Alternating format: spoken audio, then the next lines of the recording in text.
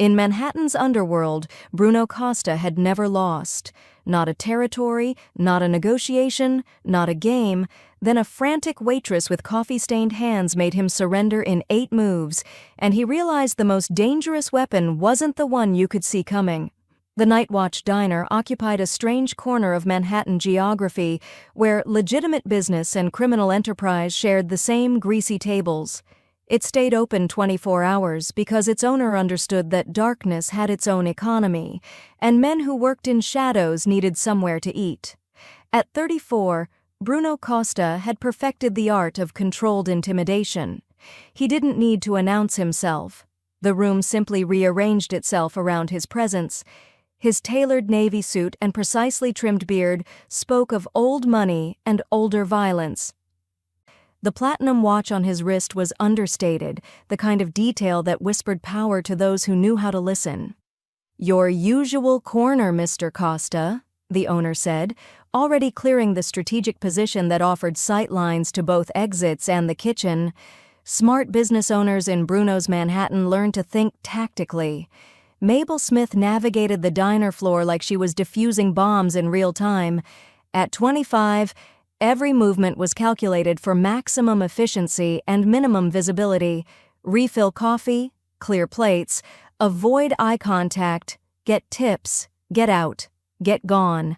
Her dark blonde hair was escaping its bun, her uniform showing the evidence of a double shift, and her mind was already calculating how many more weeks until she'd saved enough to disappear to somewhere that didn't ask questions about her past. "Look at this." Dante, one of Bruno's capos, pointed to an abandoned chess set near the counter. "Remember when you played Moretti's advisor? Guy was supposed to be some kind of champion. You made him resign in 15 moves. Bruno's dark eyes flickered with interest. Chess had been his father's obsession, drilled into him alongside lessons about loyalty and leverage. The board taught you to see 12 moves ahead, to understand that pawns were expendable and queens were devastating when deployed correctly. Victory becomes boring when everyone refuses to play. "You could challenge anyone here," another soldier suggested, scanning the late-night crowd. His gaze landed on Mabel as she rushed past, juggling 3 plates and a coffee pot. "Maybe the stressed-out waitress needs a lesson in concentration." Mabel caught the comment as she slid plates onto a nearby table. Her stomach tightened. 6 months invisible, 6 months safe, 6 months undiscovered. "You." Bruno's voice carried the weight of absolute expectation. "Do you play chess?" She turned, clutching the coffee pot like a shield. His eyes were calculating, measuring, the way predators assessed prey. "I've seen it played, Mr. Costa." "Then you know enough to try?" He gestured to the seat opposite him with the casual assumption of compliance. "My associates believe it would be entertaining to watch me beat someone who doesn't know better. Humor me." The men around him were already smirking, anticipating easy entertainment. "I'm working, sir. I really should—" Her eyes darted toward the kitchen, mapping her escape. 5 minutes. His tone made it clear this wasn't negotiable. "Unless you're afraid of looking foolish." The challenge hit exactly where he intended. Mabel's jaw tightened. She set down the coffee pot with trembling hands and slid into the chair, hyper-aware of 4 dangerous men treating her like a joke they were about to enjoy. Bruno arranged the pieces with mechanical precision. "White or black?" "Black," she said, because counterattack had always made more sense than exposure. He opened with pawn to e4, aggressive, classical, the kind of move that announced superior skill. "Your move, waitress." Mabel stared at the board. Her exhaustion evaporated. Her breathing steadied.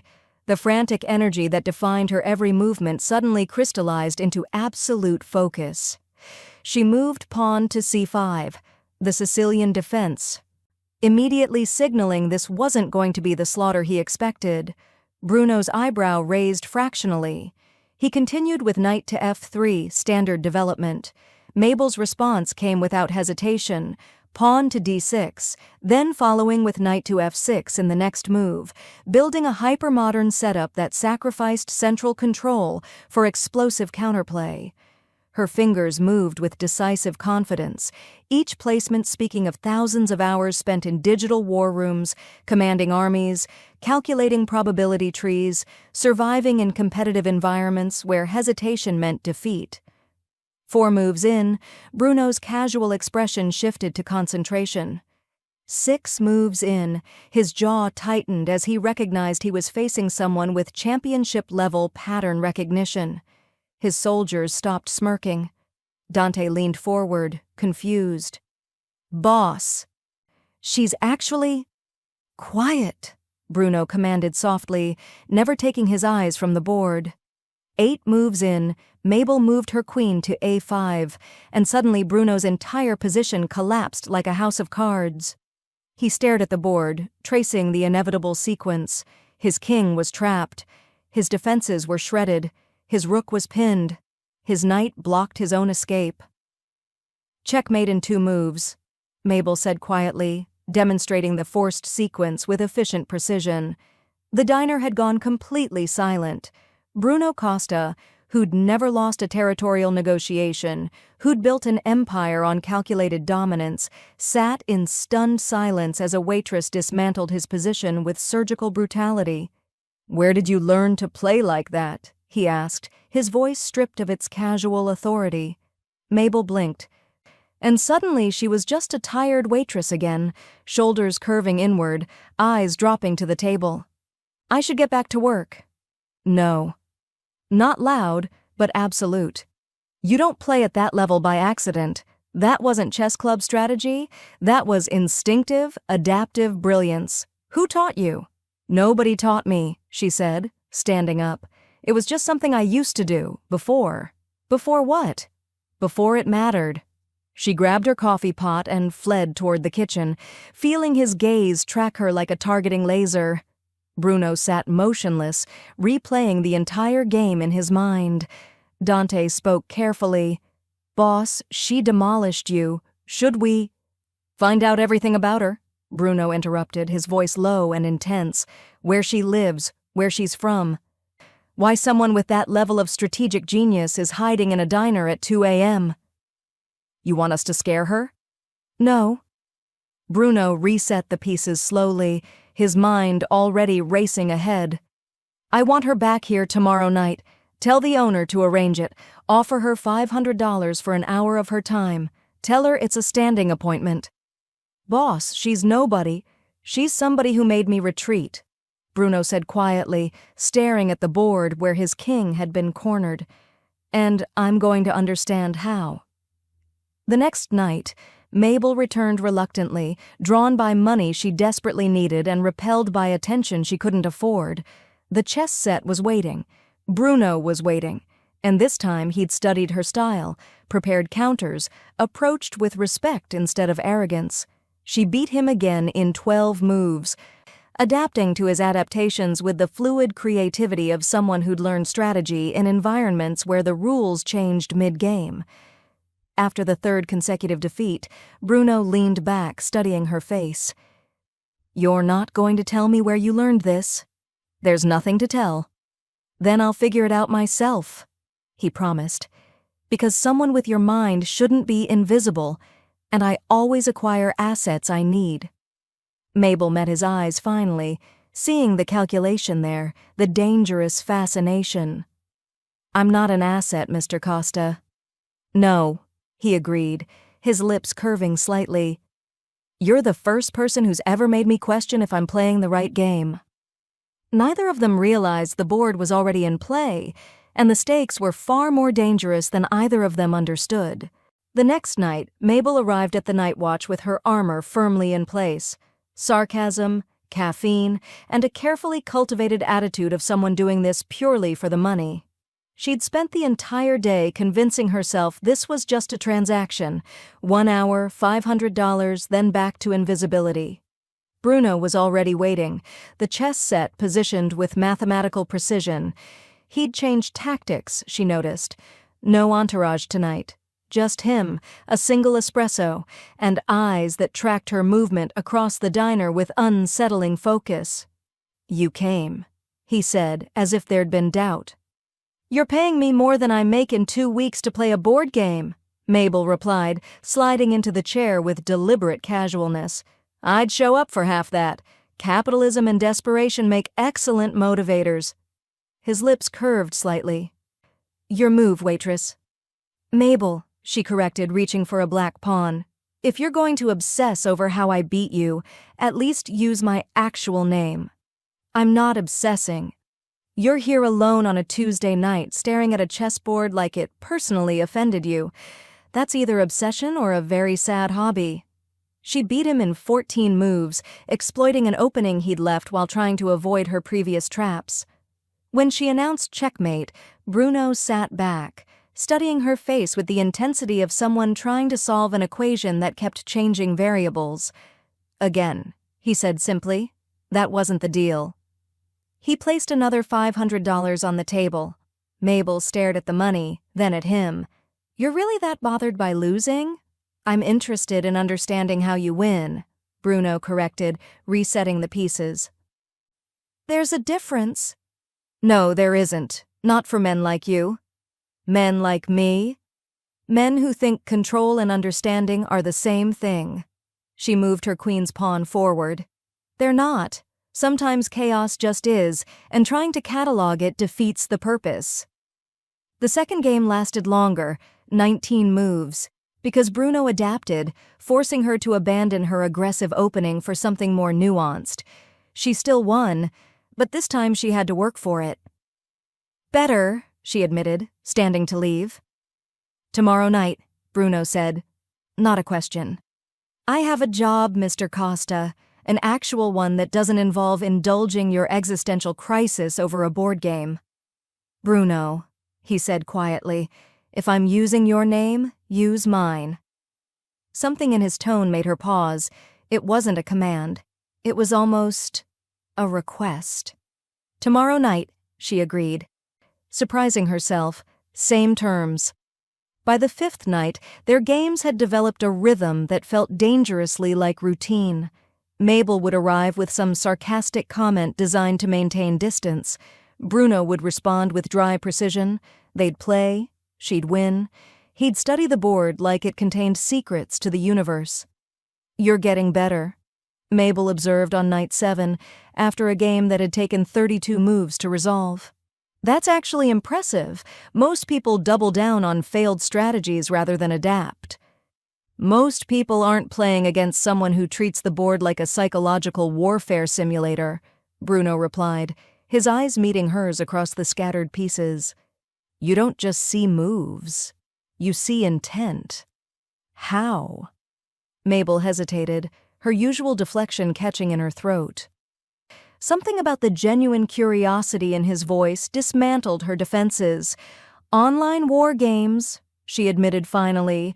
"Thousands of hours of real-time strategy against people who didn't follow conventional patterns. You learn to read adaptation, not just memorize counters." "Why?" The simple question landed like a blow. "Because sitting still meant thinking about things I didn't want to think about," she said, the honesty surprising them both. "The games gave me problems I could actually solve." Bruno was quiet for a long moment, his fingers resting on his defeated king. "I was taught chess by my father," he said, his voice stripped of its usual calculated control. "Every mistake meant consequences, every loss was failure. The board was where I learned that weakness gets you killed." "That's terrible," Mabel said softly. "That's survival." "No, that's trauma disguised as training." She met his eyes directly. "Chess is supposed to be beautiful. It's supposed to be about possibility, not punishment." Something shifted in his expression, a crack in the carefully maintained facade. "Show me," he said quietly. "Show you what?" "How you see it. The beauty part." Mabel reset the pieces slowly, hyper-aware of his attention focused entirely on her. "Watch," she said, moving through a famous game, Kasparov's Immortal, explaining not the tactical brutality, but the creative brilliance, the moments where beauty and destruction became the same thing. Bruno listened, fascinated not by the moves, but by the way she spoke about them, her hands dancing over pieces, her voice animated with genuine passion. When she finished, she looked up to find him watching her face instead of the board. "What?" she asked, suddenly self-conscious. "You light up when you talk about it," he observed, "like you forget to hide." "I don't hide. You absolutely hide." He leaned forward, his presence suddenly overwhelming in the small space between them. "You hide behind sarcasm and exhaustion, and this carefully constructed performance of someone too busy to be noticed. But when you play, you become someone else entirely.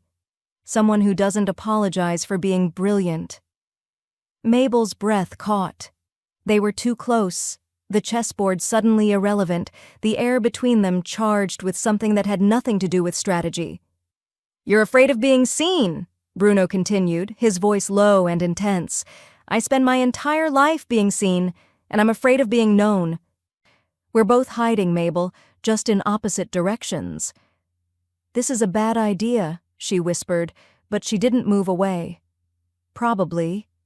His hand moved across the table, stopping just short of touching hers. "But I haven't been able to think about anything except how you demolished every assumption I built my life on. In 8 moves, you made me question everything I thought I understood about control. That's just chess." "That's not chess. That's you." His eyes held hers with devastating honesty. "And I can't figure out if you're the answer I've been looking for or the question I've been avoiding." Mabel should have left, should have grabbed her money and run back to invisibility. Instead, she turned her hand over, letting her fingers brush against his. The contact was electric, terrifying, inevitable. "I can't be what you think I am," she said quietly. "I don't think you're anything except exactly who you are," Bruno replied. "That's the problem. I've spent my entire life around people wearing masks. You're the first person whose mask is more honest than most people's truth." The moment stretched between them, fragile and dangerous, until Mabel finally pulled away, breaking the spell. "Same time tomorrow?" Bruno asked, his voice rough. "Yeah," Mabel agreed, standing on unsteady legs. "Tomorrow." As she walked away, neither of them mentioned that they'd stopped pretending this was just about chess several games ago. The board had become an excuse, a language, a battlefield where 2 people who'd forgotten how to be vulnerable were accidentally learning to be seen. And that was far more dangerous than either of them had anticipated. The next night, Mabel arrived to find the chessboard absent. In its place sat a single manila folder, crisp and ominous against the diner's worn table. Bruno stood as she approached, his posture rigid with barely contained tension, not the casual confidence of their previous games, but something sharper, more urgent. "No chess tonight?" Mabel asked, trying to mask her disappointment with sarcasm. "Did you finally accept that I'm better than you, or is this where you tell me my services are no longer required?" "Sit down," Bruno said quietly. "Please." The please made her stomach drop. She sat. Bruno remained standing, his hands braced on the table, the controlled facade she'd watched crack over 11 nights now completely stripped away. "I need to tell you the truth about why I kept asking you to come back." "Because you enjoy losing," Mabel offered weakly. "Because I needed to understand how you think." He opened the folder, revealing photographs, surveillance images of a man in his 40s, sharp-featured and smiling in a way that suggested danger. "Luca Moretti. He's been systematically destabilizing my operations for 3 months. Unpredictable attacks. No pattern I can identify. He doesn't follow conventional territorial logic or traditional family protocols." Mabel stared at the photographs, her analytical mind already processing. "You think he's playing a different game?" "I know he is."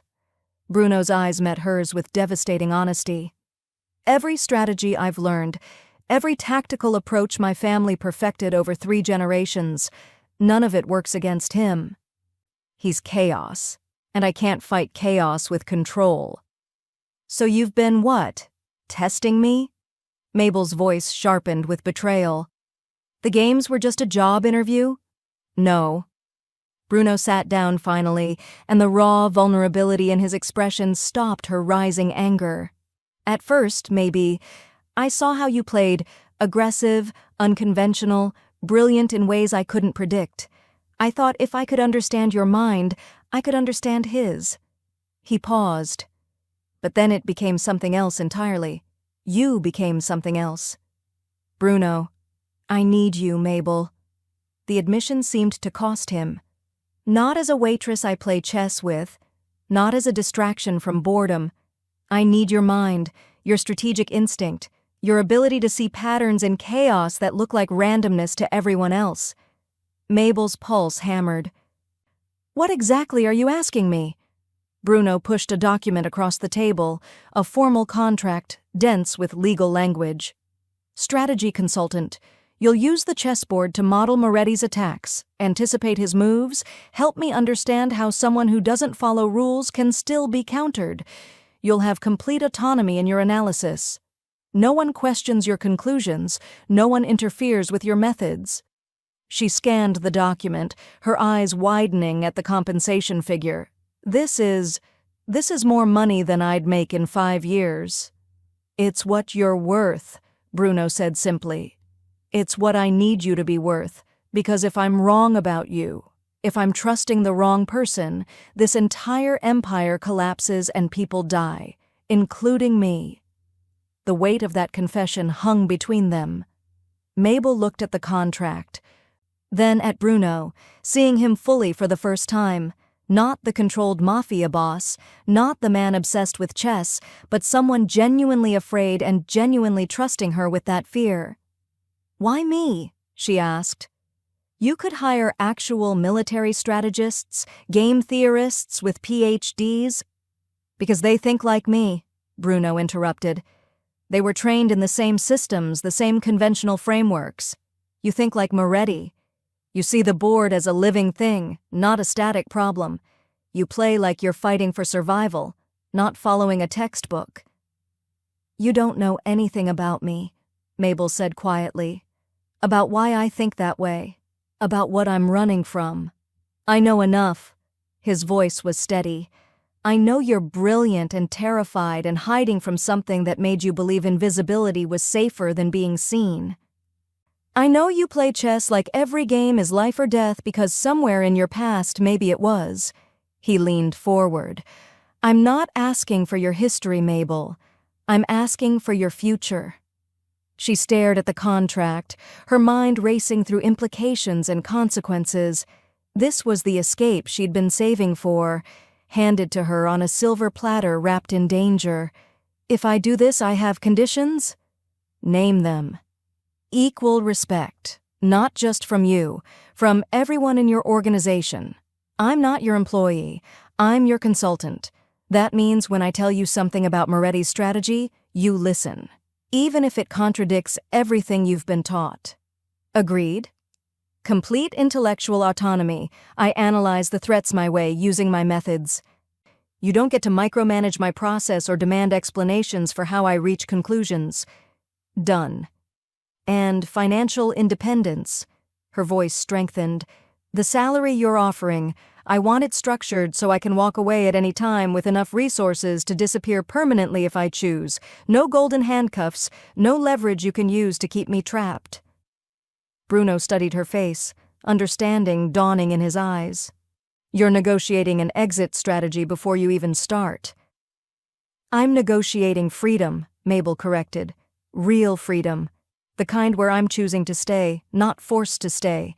Because if I'm going to help you survive, I need to know I can survive walking away.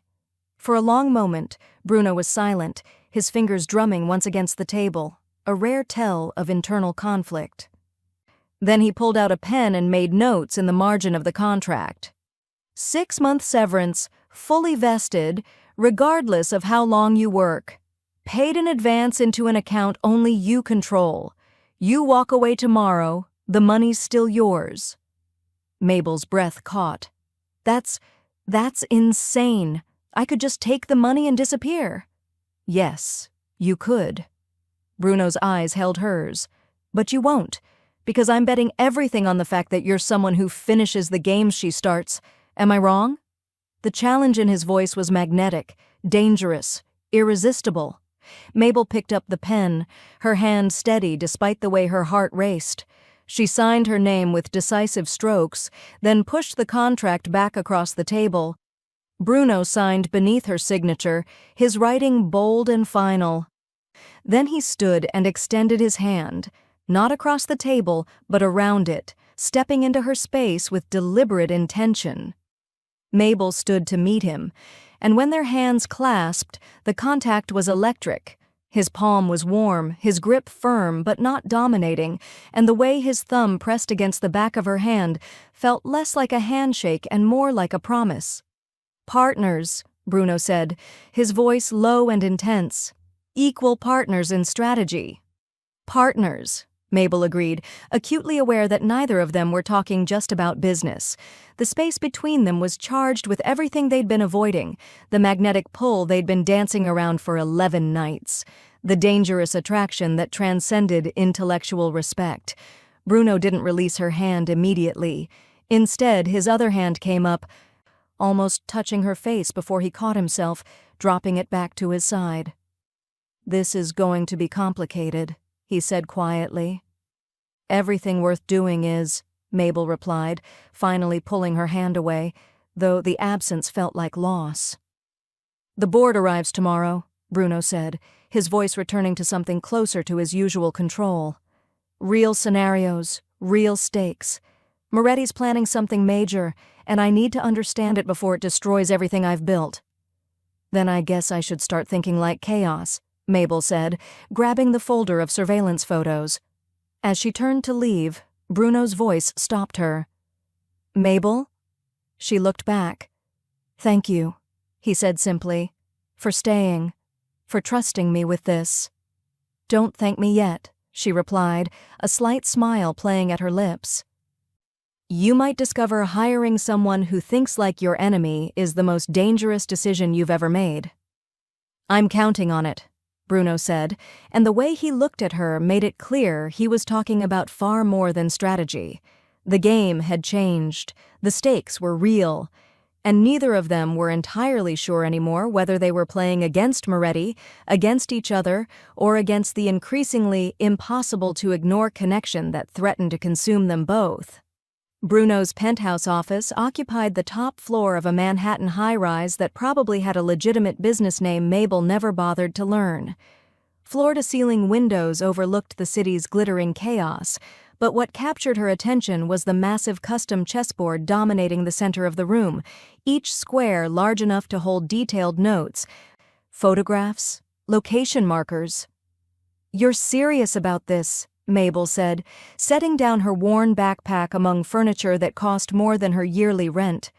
"I'm serious about survival," Bruno corrected, watching her circle the board with analytical focus. "The pieces represent key players. The squares are territories, operations, strategic assets. Moretti's attacks are marked in red."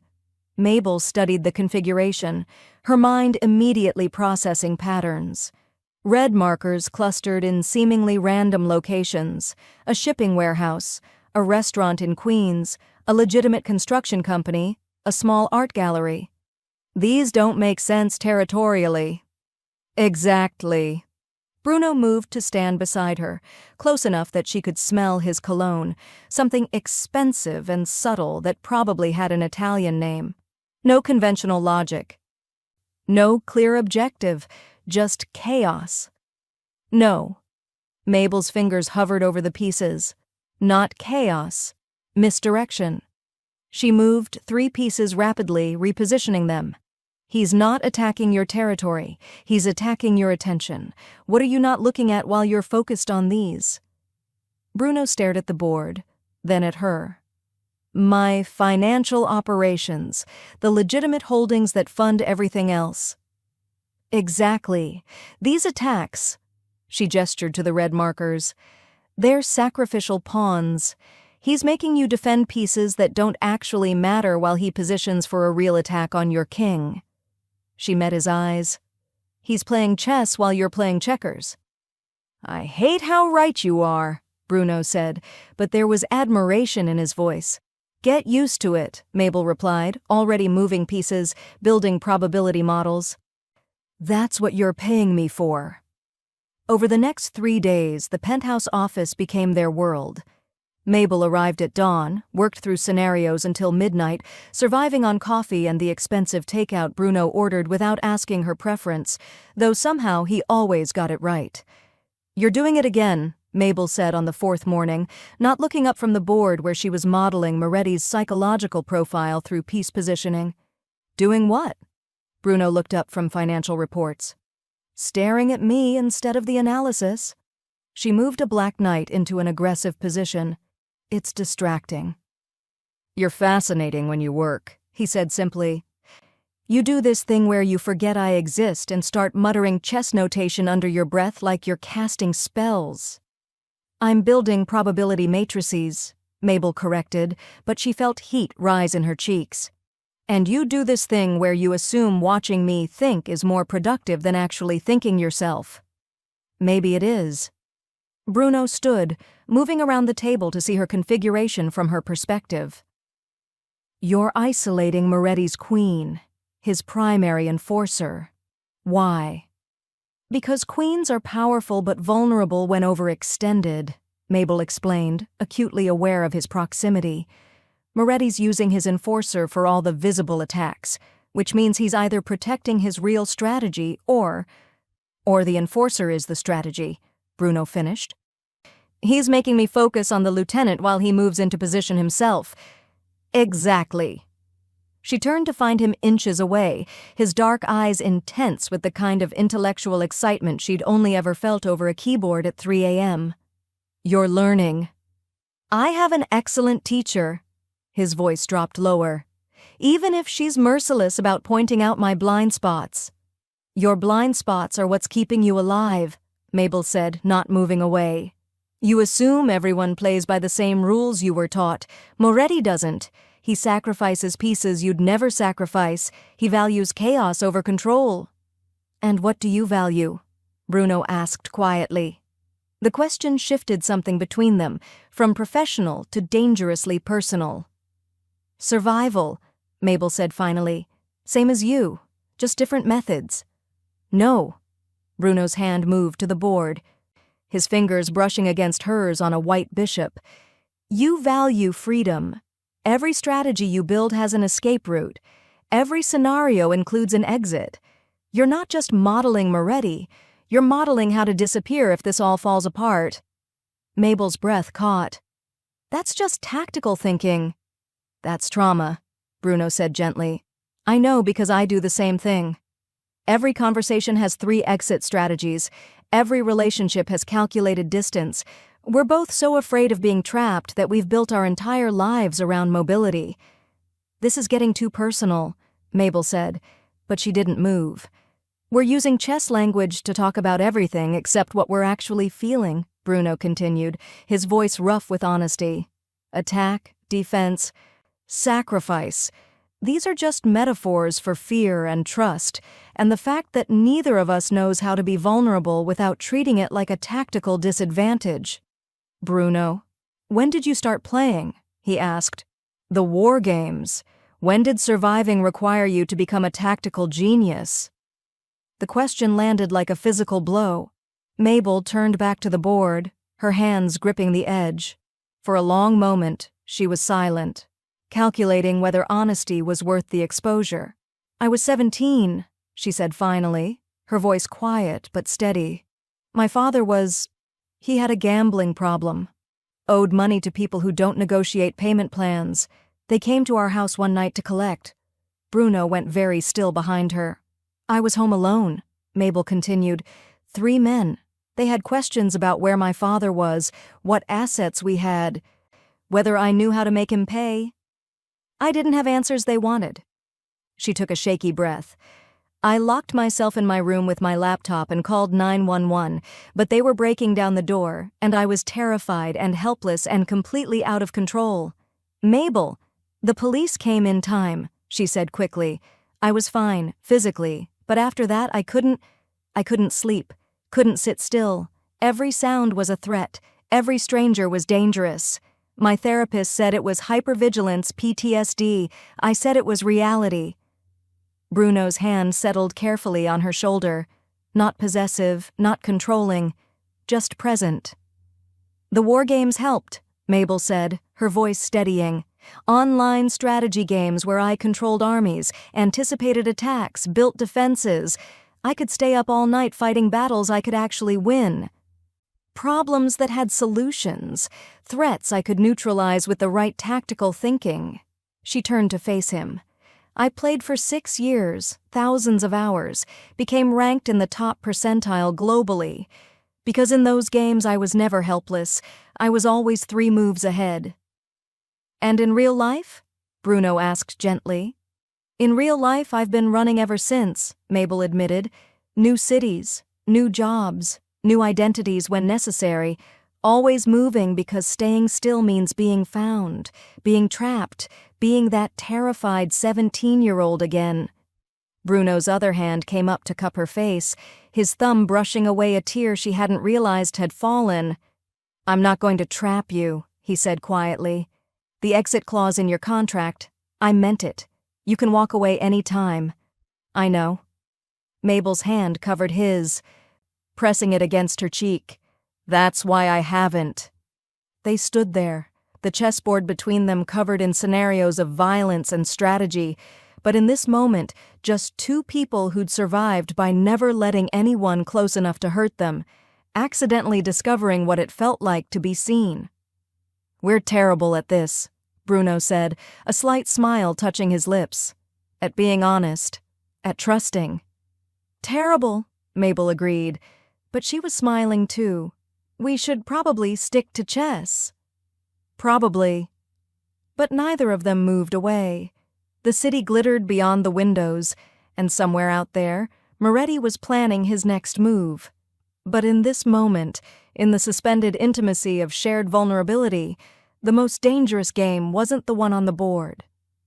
It was the one they were playing with each other, where every honest word was a sacrifice, every moment of trust was a gamble, and neither of them were entirely sure anymore whether they were opponents or partners in something far more terrifying than survival. They were learning to hope.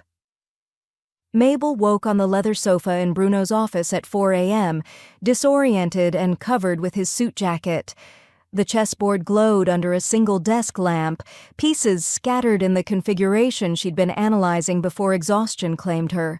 Bruno sat at his desk, working through financial reports with the grim focus of someone who hadn't slept either. You should have woken me, she said, sitting up and rubbing her eyes. You needed rest. He didn't look up from the spreadsheets. You've been working 16-hour days. So have you. Mabel moved to the board, studying her previous night's work with fresh eyes. Something nagged at her, a pattern she'd been too tired to fully process. She stared at Moretti's attack sequence, tracking the timestamps, the targets, the methods. Then she started moving pieces backward, reconstructing each assault in reverse, looking for the origin point of information. What is it? Bruno asked, finally noticing her intensity. The chaos is too perfect, Mabel said slowly, her analytical mind accelerating. Look at this. She pointed to a red marker on the board. Moretti hit your warehouse in Red Hook on the 15th, but that shipment was moved there only 12 hours earlier, last-minute change due to dock worker strikes. How did he know? Bruno stood, moving closer. We have information leaks. It happens. Now look at this one. She indicated another attack. Your construction company in Queens. Moretti's people showed up exactly 4 hours after you transferred $8 million in cash there for a real estate acquisition. That's not a leak. That's real-time intelligence.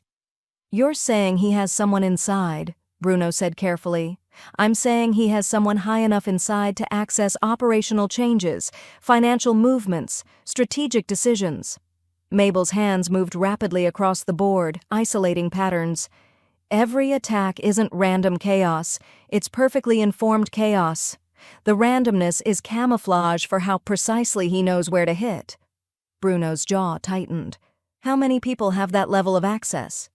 You tell me. Mabel turned to face him. Who's in the room when you make last-minute operational changes? Who knows your financial movements? Who has access to your schedule, your security rotations, your strategic planning? My inner circle, Bruno said quietly. 5 people, men I've known for years, men my father trusted. One of them is feeding Moretti everything. Mabel watched his face carefully. And they're good at it, because they're making it look like external intelligence gathering rather than internal betrayal. Bruno moved to his desk, pulling out a file with photographs and dossiers. His hands were steady, but Mabel could see the tension in his shoulders, the warrior preparing for a wound he didn't want to acknowledge. Dante Romano, Bruno said, laying out the first photo. My cousin, grew up together. He's loyal to family above everything. Mabel studied Dante's history, the pattern of his movements. He wasn't present for 3 of the attacks where information leaked. Cross him off. Bruno continued through the circle. 2 other soldiers who'd served his father, each with alibis or operational constraints that eliminated them as suspects. Then he hesitated before laying out the final photograph.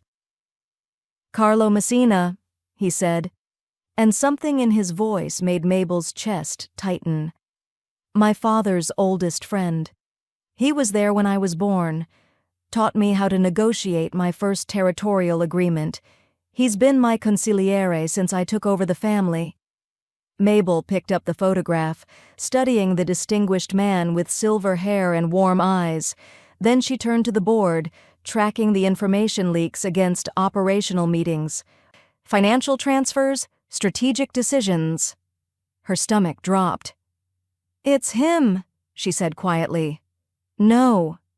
Bruno's voice was flat with denial. Carlo would never. Look at the pattern. Mabel started moving pieces, showing him the correlation. Every single leak happens within 6 hours of a meeting Carlo attended. Every financial transfer Moretti knew about, Carlo had access to. The warehouse change. Carlo was copied on that logistics email. The Queen's construction site.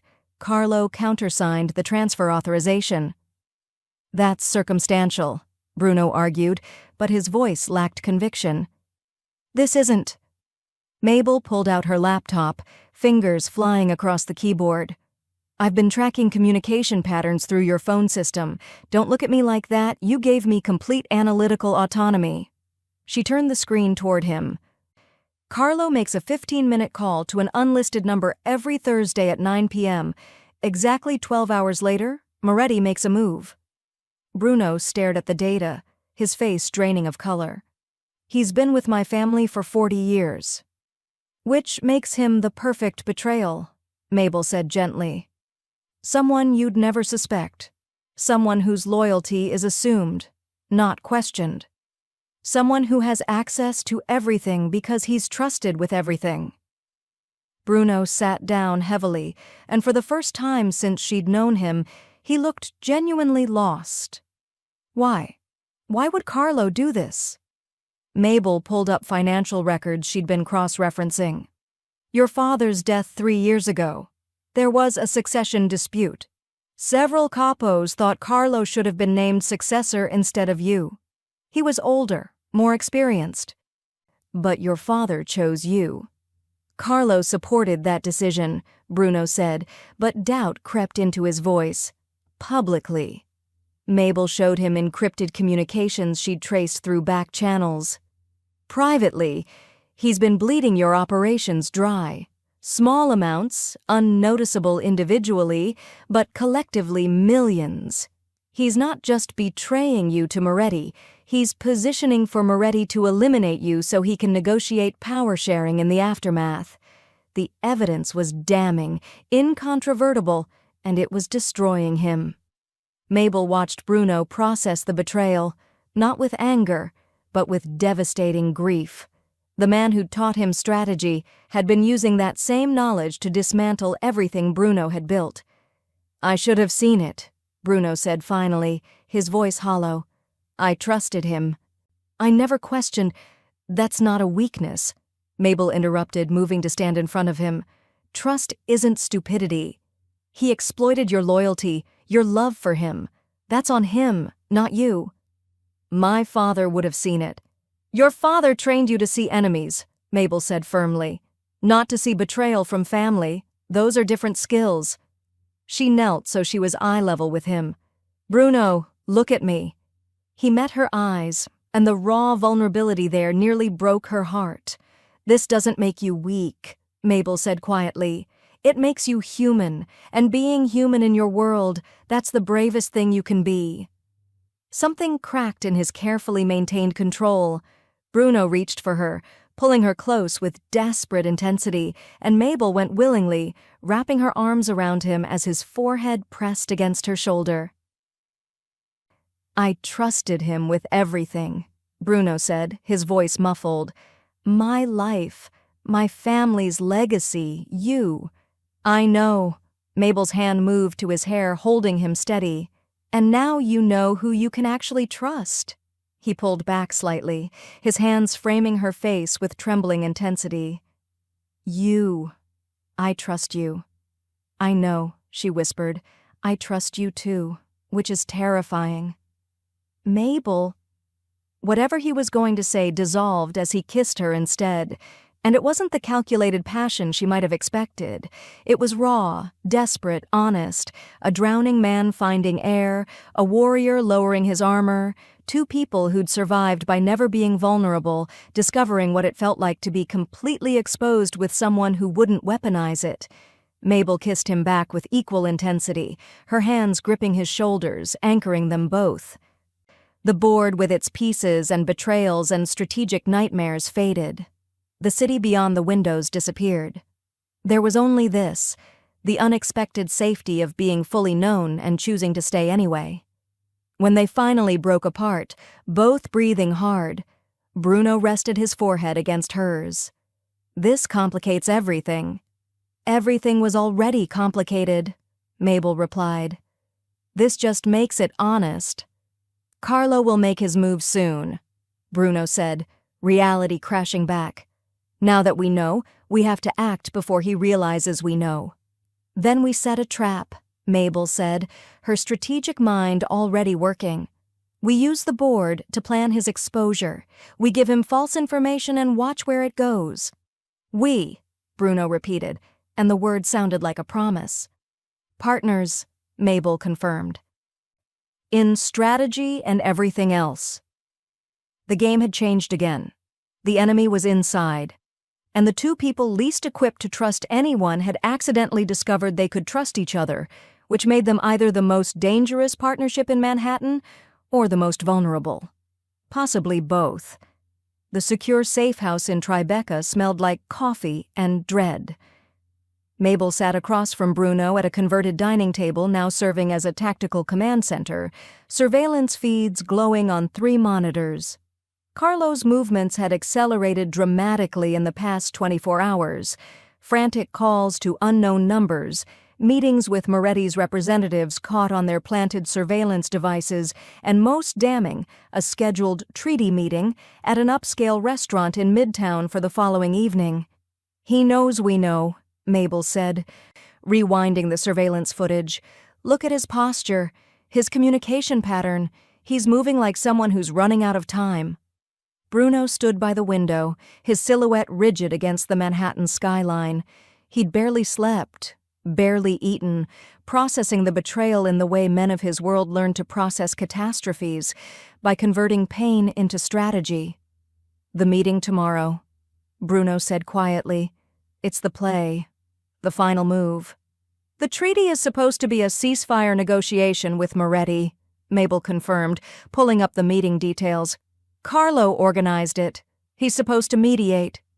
"He's supposed to eliminate me," Bruno corrected. The meeting is a setup. Moretti makes a move against my person while Carlo signals the police, who are probably already positioned. Frame it as an external threat. Arrest me for conspiracy or violence, and suddenly Moretti owns the territory while Carlo negotiates his survival with whoever takes over. It's elegant, actually, Mabel said, her analytical mind appreciating the strategy even as her heart rejected it. He uses both sides to destroy you, then positions himself as the neutral ground where power consolidates. Very elegant. Bruno's voice was hollow. Very Italian. My father would have done exactly the same thing in Carlo's position. Mabel stood and moved to him, taking his hand. We counter it. We use the board to… No. Bruno pulled away, his jaw tightening. You're leaving. Excuse me? I'm sending you away, Bruno said, his tone brooking no negotiation. Out of the city, somewhere safe. You've done what I hired you to do. You identified the threat. You solved the problem. Now you take your severance, your freedom, and you disappear. Mabel stared at him, anger rising like heat. Are you actually suggesting I abandon you right now? I'm suggesting you survive. His eyes were fierce with protectiveness and desperation. Mabel, if this goes wrong tomorrow, if anything goes wrong, I will not have you caught in the fallout. You get your agency, your resources, your exit strategy. You use it. No. Mabel's voice was sharp as a blade. You don't get to make unilateral decisions about my safety, Bruno. That's not a partnership. That's not even a negotiation. That's the same control dynamic you've built your entire life around. This is different. It's exactly the same, Mabel interrupted. You're afraid, so you're trying to control the outcome by controlling me. But I'm not going to let you. I'm not leaving. I'm staying, and we're going to counter Carlo's move together because that's what partners do. Partners don't watch each other die, Bruno said harshly, and cowards don't watch the people they love risk everything for them and just run away, Mabel countered. She stepped closer, forcing him to meet her eyes. I love you, you incredibly stubborn Italian man, which means I'm not going anywhere. I'm seeing this through. We're seeing this through. Bruno's hands came up, cupping her face like he was afraid she might disappear. You could die. So could you. That's been true since I walked into this. Mabel's hands gripped his wrists. But I'm not afraid of dying, Bruno. I'm afraid of living and discovering I abandoned the one person who actually sees me. That's the only death that matters. Something broke in his expression. The careful control, the protective distance, the fear.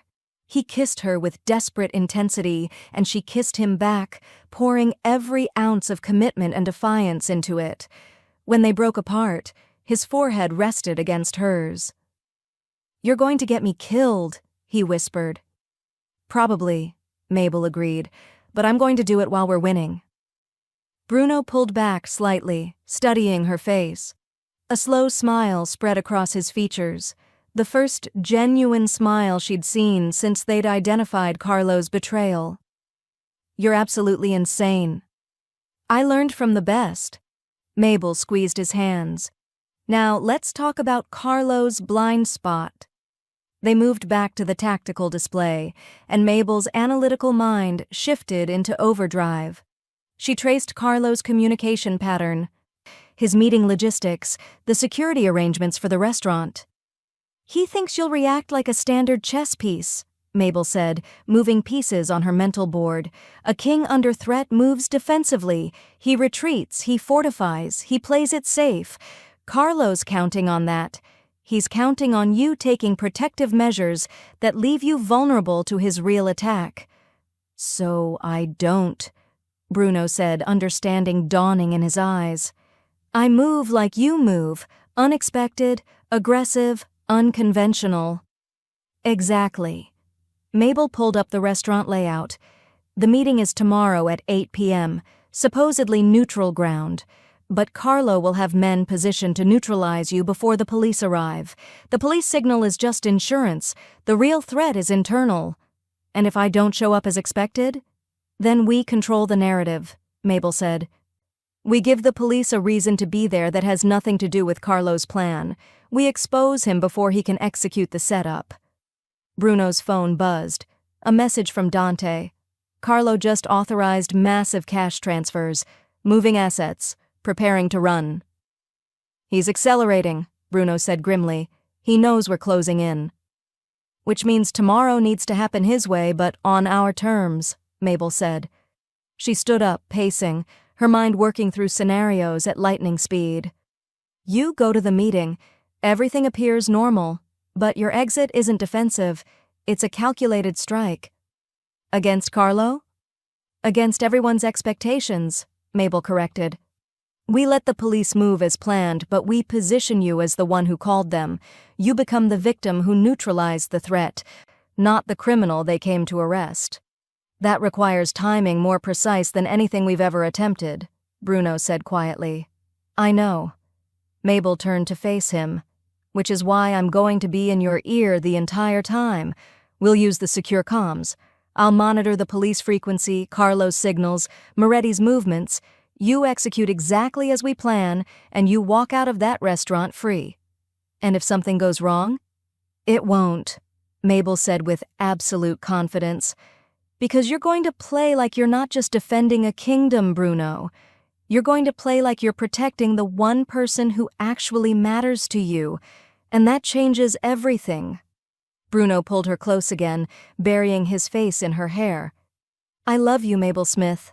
"I know," she whispered. "And I'm going to make sure you survive to spend the rest of your life regretting that admission." He laughed, a real, genuine laugh that seemed to ease some of the terrible tension in his shoulders. "Partners?" "Always," Mabel confirmed. "Now let's destroy a traitor." The restaurant occupied the 34th floor of a Manhattan tower, all floor-to-ceiling windows and understated Italian elegance.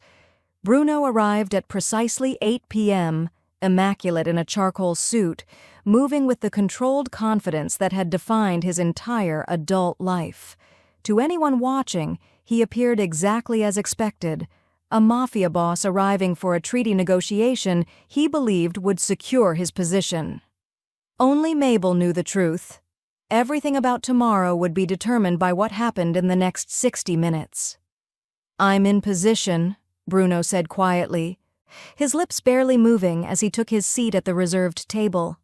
The microphone embedded in his cufflink transmitted the message to Mabel, who sat in a van 3 blocks away, monitoring every frequency available to law enforcement, Moretti's organization, and Carlo's people. "Visual on Carlo," Mabel confirmed, watching the security feed they'd hacked into before the meeting.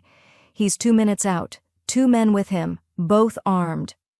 Moretti arrived first, flanked by his own detail. The negotiation began with the choreographed civility of criminal enterprise, offers and counteroffers, territorial concessions framed as mutual advantage, agreements designed to hold until someone figured out how to break them. "You're doing great," Mabel's voice came through Bruno's earpiece, steady and calm. "Stay patient. Don't deviate." Carlo entered like a man arriving at his own coronation, moving directly to Bruno's side with the familiarity of decades. "Bruno, my boy, you look tired. This business with Moretti has been wearing on you." "It has," Bruno agreed easily, ordering wine he wouldn't drink. "Which is why I'm grateful for your mediation, Carlo. Your guidance has been invaluable these past weeks." The words were coded, a message only Carlo would understand, a reference to all the ways he'd guided Moretti's attacks, all the confidential information he'd funneled to the external enemy. Bruno watched Carlo's pupils dilate slightly, watched his hand move toward the phone concealed beneath his jacket. "Incoming signal," Mabel announced. "Police are 2 blocks away. Carlo just sent the activation code to his men." Bruno stood smoothly, moving toward the restroom, a predetermined move in their counter-strategy.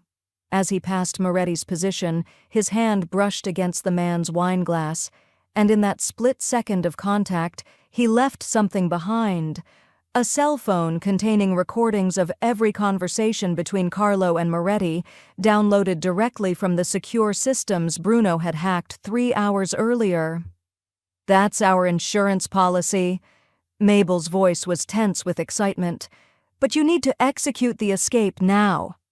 As Bruno emerged from the restroom, 2 of Carlo's men moved toward him, their hands reaching inside their jackets. At the exact same moment, police officers in tactical gear flooded the restaurant's entrance, not positioned to arrest Bruno, but positioned between him and Carlo's people. "Police! Nobody move!" The officers fanned out, securing the space with practiced efficiency. "Bruno Costa?" One of the officers called out, gun drawn but not raised. "Yes, I'm Bruno Costa," Bruno said calmly, his hands visible. "And I'm grateful you're here. I called your department 45 minutes ago to report an active threat from Carlo Messina, who has been coordinating with external criminal organizations to eliminate me. The weapon these men are carrying should provide your first piece of evidence." The performance was flawless. Bruno positioned himself as the victim who'd orchestrated his own rescue, the strategic genius who'd anticipated the trap. Carlo's men were disarmed and detained before they could react. Moretti tried to leave quietly, but the officers had already blocked that exit, and Carlo himself stood frozen in shock, realizing that the man he'd mentored, the man he'd taught to think strategically, had outplayed him completely.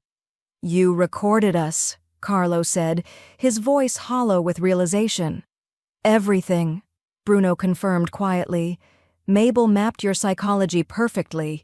You were so focused on executing the plan exactly as you'd imagined it that you never considered I'd modified the rules." The phone containing the recordings was discovered in Moretti's possession, exactly where Bruno had planted it during that brief, crucial contact. The combination of the recordings, the armed men, and Carlo's own behavior created an undeniable narrative. Carlo had coordinated with Moretti to orchestrate Bruno's elimination and frame him for organized crime activity. Instead, Carlos had been caught red-handed. As officers secured Carlo in handcuffs, he finally understood the scope of his defeat. "Who helped you plan this?" he demanded. "It's too sophisticated for you alone. Your father would never have—" "My father never had someone who loved him enough to see more possibilities than just survival," Bruno interrupted coldly. "That's why he lost, and that's why you're finished."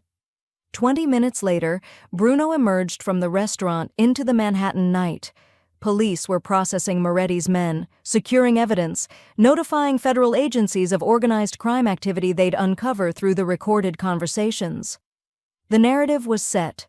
Bruno had uncovered a conspiracy against his life and had turned evidence over to the authorities. It was a narrative that would protect him far more effectively than violence ever could. Mabel was waiting in a secure location 3 blocks away. The moment Bruno stepped through the door of the safe house, she launched herself at him, kissing him with all the fear and relief and triumph of the past 24 hours. "You did it," she breathed against his lips. "You actually did it." Bruno pulled back just enough to look at her, his hands still shaking from adrenaline and raw emotion. "We did it," he corrected, framing her face with desperate tenderness. "But I'm never letting you do something that terrifying again.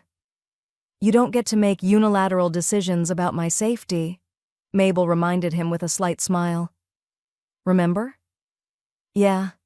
He kissed her again, deeper this time, pouring everything into it. Gratitude, love, the overwhelming relief of survival. "I remember."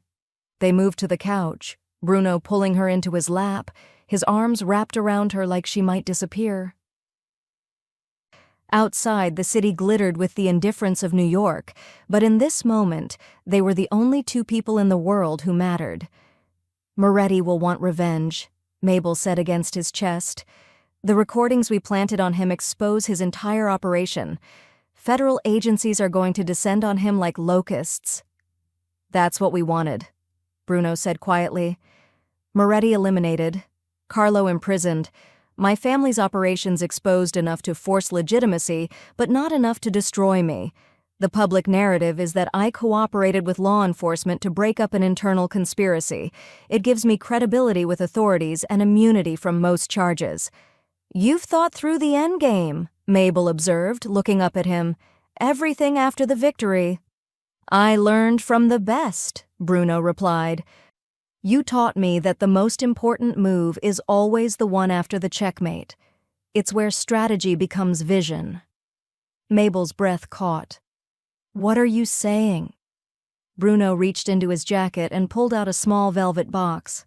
"I'm saying I'm done with half measures. I'm done with temporary arrangements. I'm done with anything less than absolute permanent commitment to you." He opened the box to reveal a diamond ring, elegant and understated, nothing flashy or ostentatious, just absolute beauty in perfect simplicity. "Marry me, Mabel," Bruno said quietly. "Build this new empire with me, not the criminal one, the legitimate one. A life where we use strategy for creation instead of control, where our brilliance builds things instead of destroying them." Mabel was crying now, tears streaming down her face.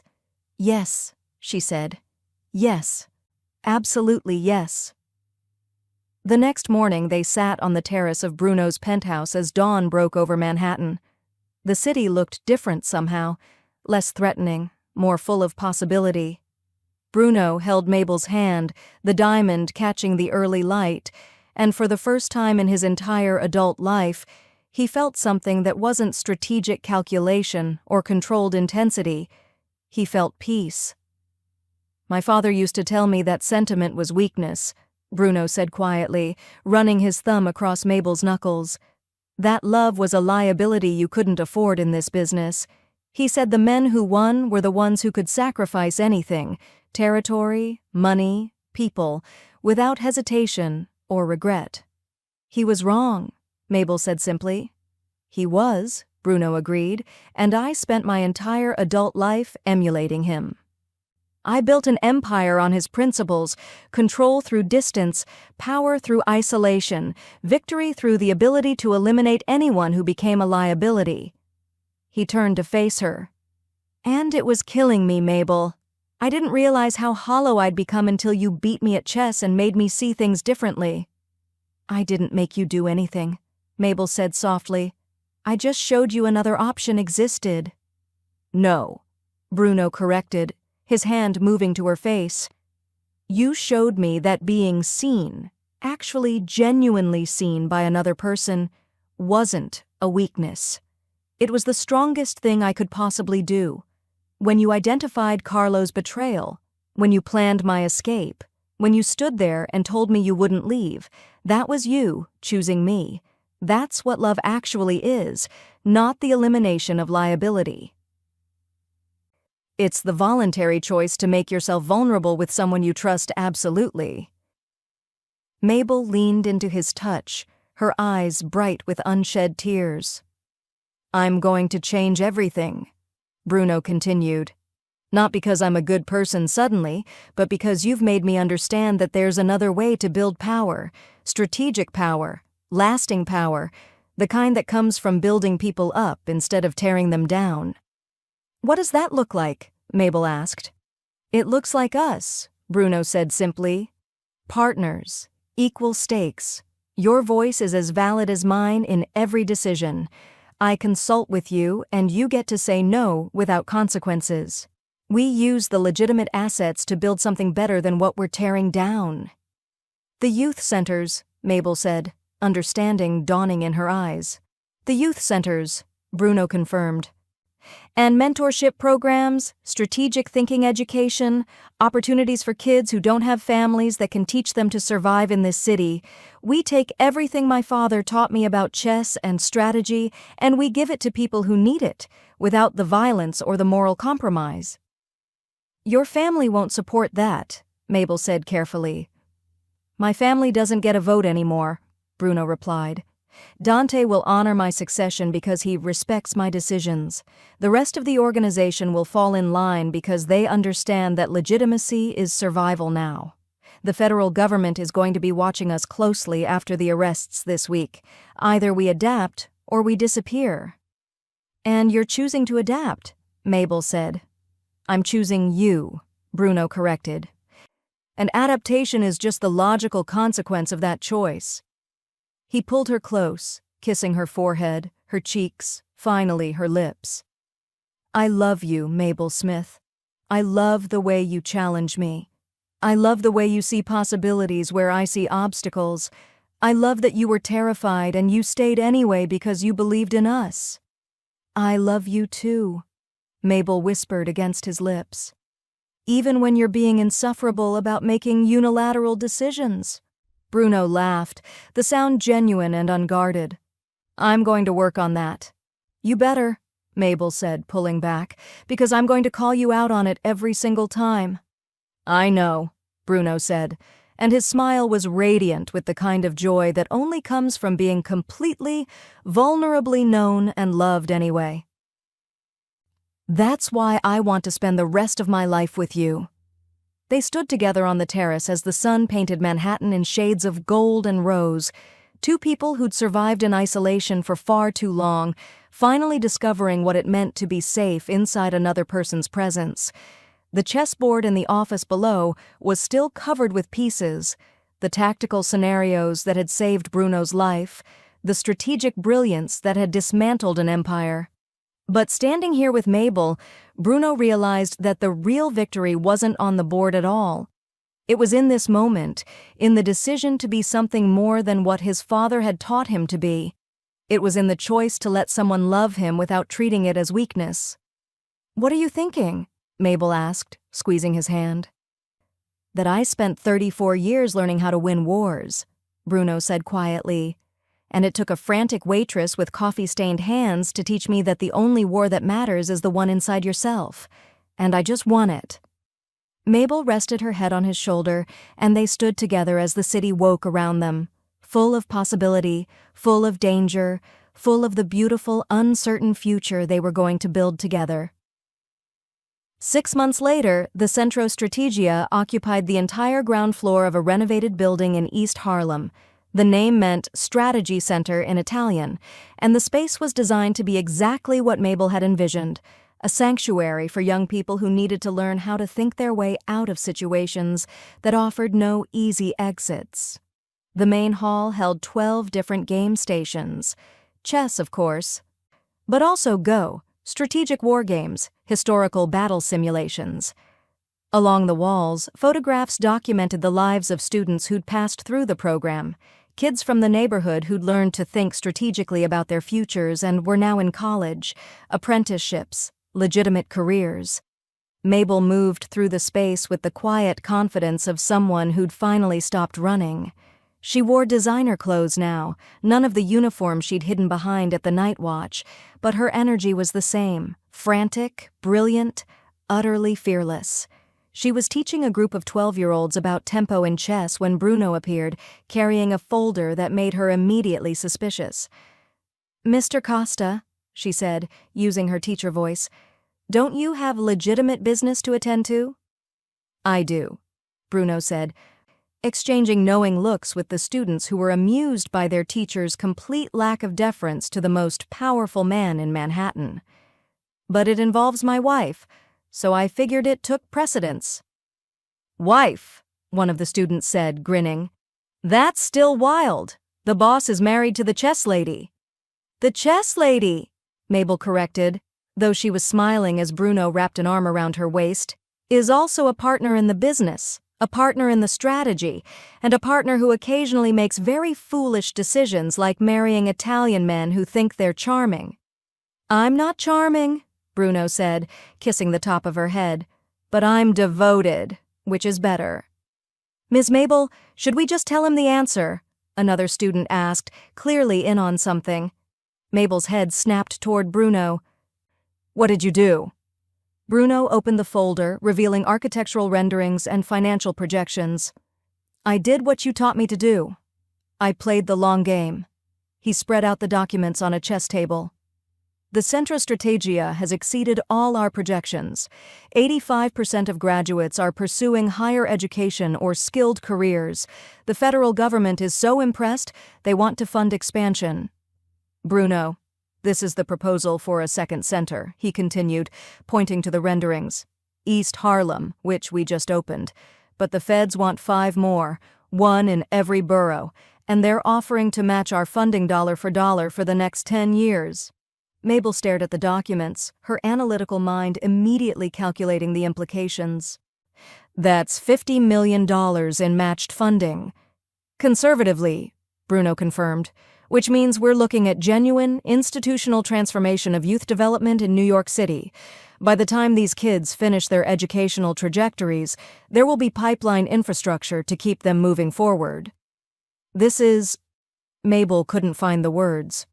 This is what happens when you teach someone who's been trained to think in terms of territorial control to think in terms of systemic change instead, Bruno said quietly. I spent 30 years learning to run an empire. You taught me to build a legacy. He pulled out a small envelope from inside his jacket. Inside was a photograph, the 2 of them at their wedding, which had been small and private. Held in a chapel in Tribeca with only Dante and 3 of his most trusted people as witnesses. In the photo, they were laughing at something no one else would ever know about, their hands intertwined, their joy absolutely genuine. Mabel Smith Costa, Bruno said, his voice low enough for only her to hear. I want you to know that this is what I was thinking about when I signed the initial contract with the federal government. Not the money, not the expansion. This moment, you in this space you created, teaching young people to survive with their minds instead of their violence. This is victory. This is legacy.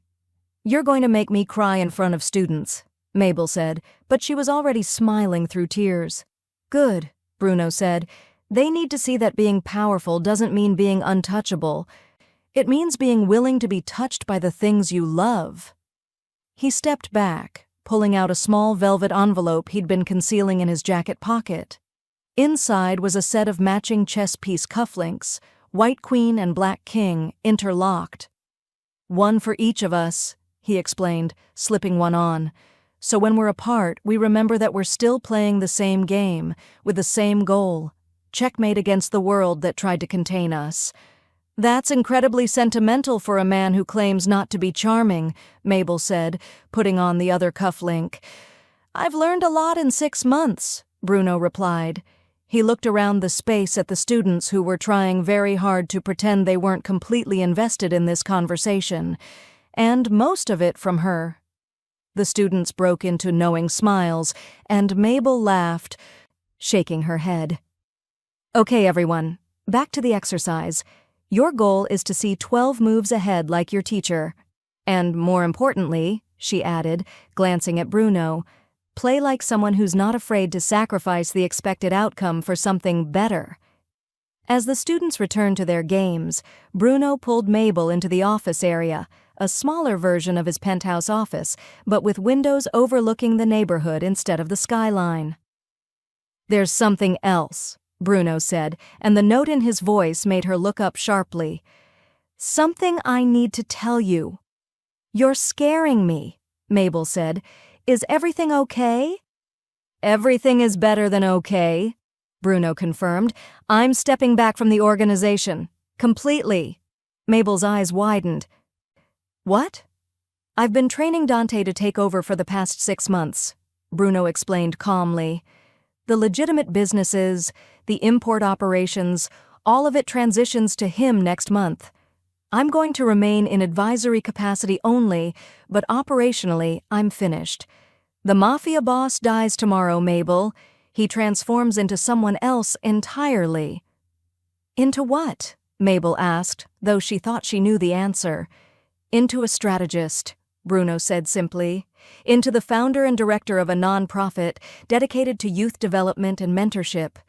Into a husband who goes home every evening to the woman who saved his life. Into someone who builds instead of destroys. Mabel was crying now, genuine tears of joy and relief. That's the most romantic thing you've ever said.